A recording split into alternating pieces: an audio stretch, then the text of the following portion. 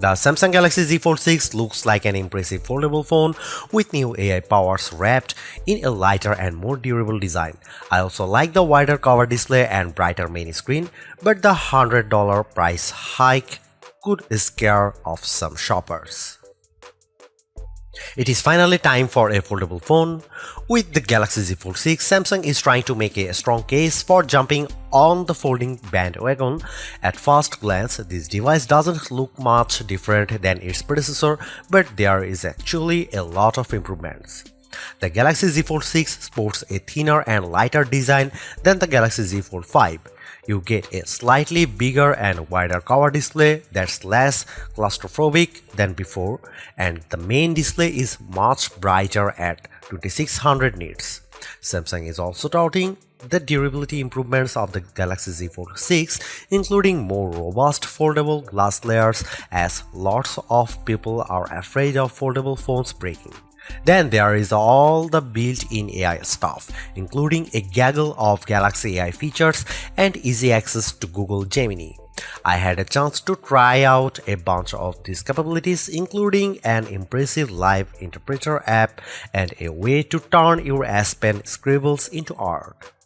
Unfortunately, Samsung is sharing $100 more for the Z Fold 6 as the phone's starting price has fallen to $1,899 US. So, is the new model worth the price hike? Here is my impression so far, along with early pros and cons for what could be the best foldable phone yet. The Galaxy Z Fold 6 is available for pre-orders now with a July 24 release date.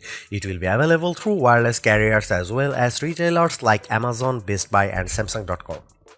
The Galaxy Z Fold 6 starts at $1,899 US for a model with 256GB of storage and 12GB of RAM. That's $100 more than the Galaxy Z Fold 5's starting price.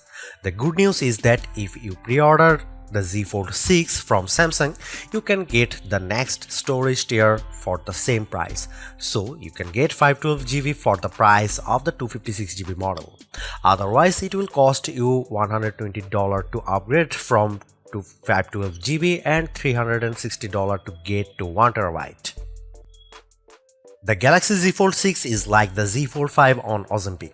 It's lost a fair amount of girth and weight. Samsung has trimmed the thickness while also adding to the flagship foldable's overall durability. Measuring 6.04 by 2.68 by 0.48 inches when folded, the Z Fold 6 is shorter, narrower and thinner than the Galaxy Z Fold 5's 6.1 by 2.64 by 0.53 inch frame. And when unfolded, the Galaxy Z Fold 6 is 6.04 by 5.22 by 0.22 inches compared to 6.1 by 5.11 by 0.24 inches for the previous fold. I am not saying the bulk is gone, but I'd be much more likely to carry around the Z Fold 6 in my front pocket. The phone will also weigh down your pocket less, as the Z Fold 6 is 8.4 ounces versus 8.9 ounces for the Fold 5. The straight edge design looks sleek, but the corner was a bit uncomfortable in my hand with the phone closed. The Google Pixel Fold is still thinner when open but thicker when closed and notably heavier at 10 ounces, while the OnePlus Open is a smidge thinner than the Z Fold 6 when closed and about the same weight. The Galaxy Z Fold 6 is also made to be tougher than the Galaxy Z Fold 5 with more durable foldable glass layers and better resistance to pressure from poking and the S Pen. There is also Gorilla Glass Victus 2 on the front and back and an armor aluminum hinge. Samsung made the cover display a bit larger on the Z Fold 6, going from 6.2 to 6.3 inches versus Galaxy Z Fold 5 while making the panel a bit wider. It's not a monumental change, but it's a welcome one, with the resulting screen becoming more comfortable to type on with two hands. You can also run apps on the cover display without everything feeling too squished. Still, the Pixel Fold's front screen is even wider. On the inside, you get a 7.6-inch OLED display that's rated for 2600 nits of peak brightness. That's the same size as before, but a huge boost compared to the 1750 nits on the Z Fold 5. When watching the trailer for Gladiator 2, Pedro Pascal's armor looked gleaming on this panel and Asphalt 9 Racing Games was bursting with color.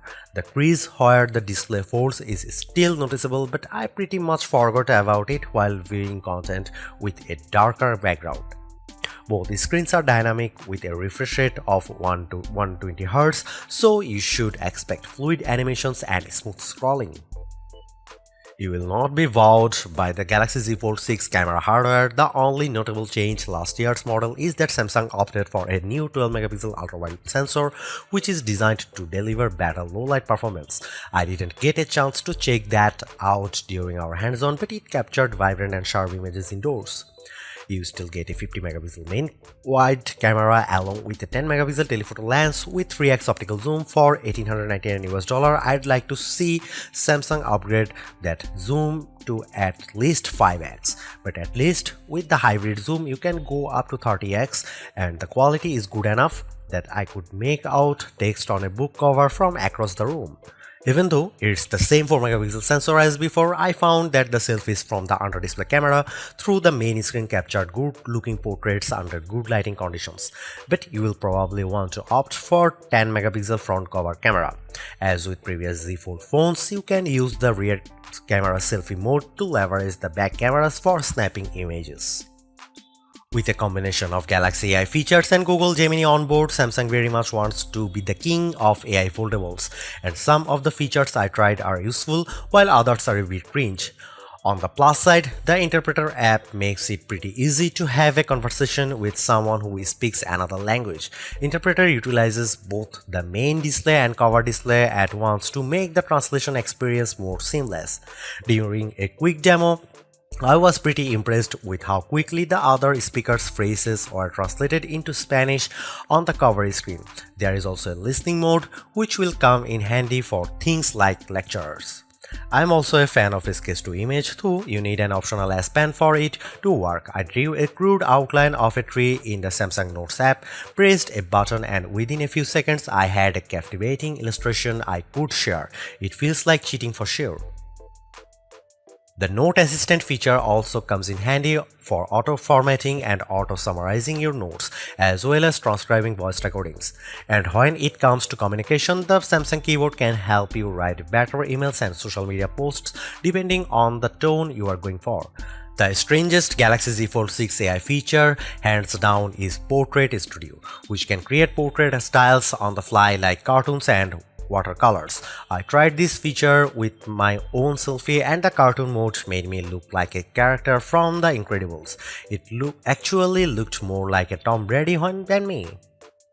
The Galaxy Z Fold 6 ships with Android 14 and Samsung promises a solid 7 years of software upgrades, which is in line with the Galaxy S24 Ultra and other Samsung flagships.